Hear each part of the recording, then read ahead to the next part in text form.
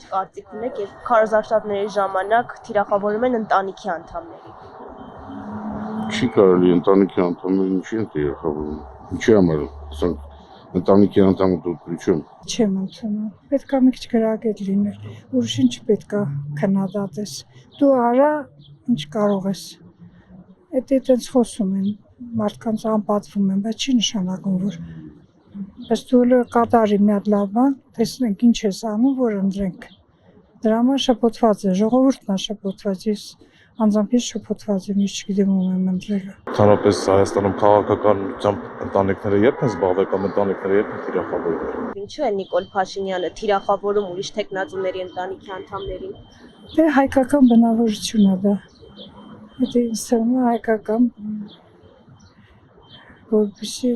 բամբասանքը շատ տկեր է։ Ես չեմ ընդունում, ոնց որ հարևանին բամբասի։ Ոչ, դու լավ եղի, հարևանդ լավ կլինի։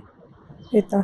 8 տարի է դա եղել, մենակ քարոզարշավի խոսքում ամբողջ 8 տարվա մեջ է դա եղել, դա իրականություն։ Դե իր ընտանիքի անդամներին էլ թիրախավորեցին էլի, այսքան արդեն իսկան ժամանակա թիրախավորում են։ Պատասխանը հետ է տալիս երևի։ Ես դա չեմ լսել, չեմ կարող ասել, այդ հարցը չեմ կարող պատասխանել, բայց որ դրական տեղաշարժ կա, դա միանշանակ։ Դա իր բնավորության գիծն է, մի բանով ուզում է արդարանա, որ նրանք են վատը, թե չի չեմ կարծում, որ մյուսները տենց վատն է, որ կարելի է փնովել։ Չէ, ինքը ճիշտ չի անում էլի, որ տենց է վարվում։ Ասենք թե ցանկալի է, որ բոլորն էլ ասենք գիտակցեն, որ կա իրանից բացի լավ ուժ, բայց ինքը գիտի մենակ ինքն է տենց ուժեղ, հզոր։ Ուրիշն վախենում է նաև, երբ թիրախավորում են։ Այո, իհարկե, ներքին վախ կա, չէ, որ իրանից ուժեղը գա, կարող ավելի լավ լինի, բայց իրանք ուզում են մենակ իրանք իբրև թե լավն են, տենց ներկայանան էլի։ Դե գալիս է իր թուլությունից աղջիկս։